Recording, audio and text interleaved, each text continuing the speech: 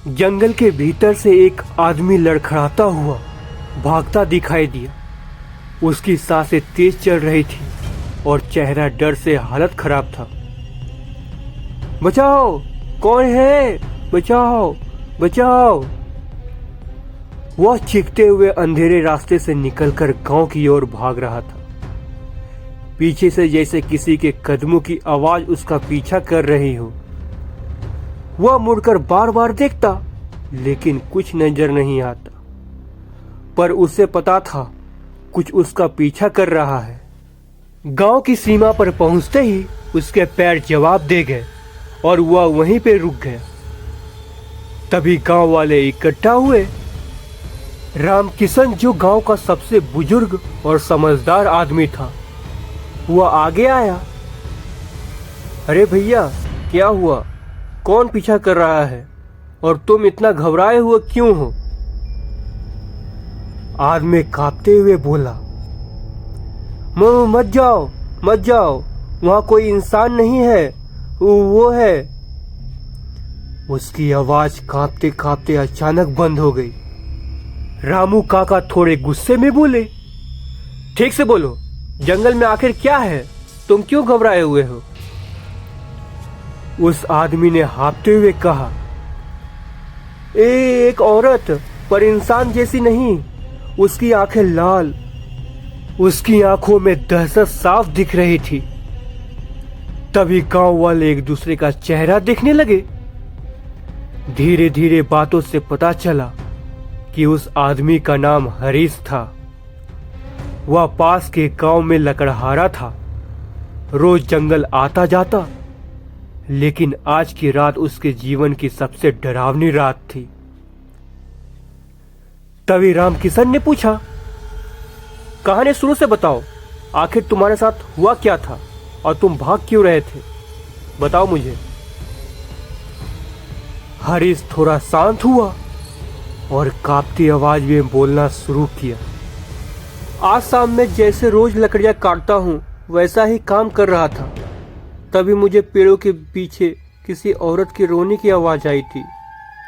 पहले सोचा कि कोई रास्ता भटक गया हो। मैंने आवाज दिया, कौन है? रोना बंद करो, मैं मदद कर दूंगा, मत रो। लेकिन रोना अचानक हंसी में बदल गया, इतनी भयानक कि पूरा शरीर मेरा ठंड पड़ गया। गांव के लोग खामोशी से सुन रहे थे।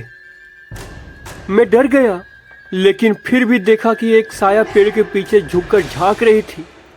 उसके बाल लंबे और गंदे थे और सबसे डरावना, उसका आंख जो पूरी तरह से लाल था और वो लाल रंग की साड़ी पहनी हुई थी। ये बात सुनते ही गांव वालों की रूह कांप गई। तभी उसने पीछा करना शुरू किया मेरा। मैं भागा, बहुत तेज भागा, लेकिन ऐसा लग रहा था कि वह औरत उड़ते हुए मेरे पीछे पीछे आ रही थी।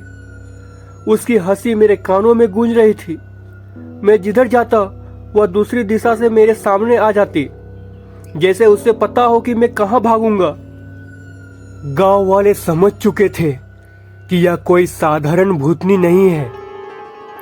नुकेरा गांव के जंगल के बारे में पहले भी कई अजीब घटनाओं की बातें सुनी गई थी, लेकिन किसी ने इतनी स्पष्ट जानकारी कभी नहीं दी थी।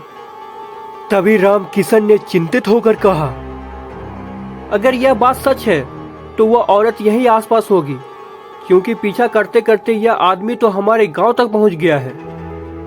गांव में हलचल मच गई। कुछ औरतें रोने लगी, बच्चे अपने घरों में छुप गए।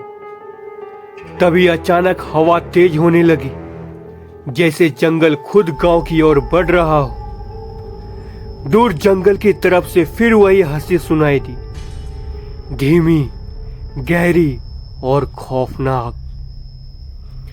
तभी हरीश डरते हुए बोला, वही है, वो आ गई, वो मुझे ढूंढ रही है, वो आ गई। गांव वाले चारों ओर देखने लगे, पर कुछ नहीं दिखाई दिया। लेकिन हवा का बहाव यह समझाने के लिए काफी था कि कुछ है, कुछ आसपास है। तभी रामकिशन ने कहा, सब लोग घर के अंदर चलो, कोई भी बाहर मत रहना, किसी को भी अकेला मत छोड़ना। जाओ अपने घर, सब अपने घर भागो। और तुम मेरे घर चलो, सुबह तक हम कोई उपाय सोचेंगे। चलो मेरे घर जल्दी। हरीश ने जाते जाते बस इतना कहा। यह कोई औरत नहीं, ये यहाँ की रक्षक नहीं, ये कोई पुरानी आत्मा है, कोई बद्दुआ है। जंगल उसका घर है और वो किसी को जिंदा वापस जाने नहीं देगी, नहीं देगी। उसकी बात पूरी भी नहीं हुई थी कि अचानक कहीं दूर से फिर वही चुभती हुई हंसी गूंज उठी और गांव पर एक नए आतंक का साया फैल चुका था।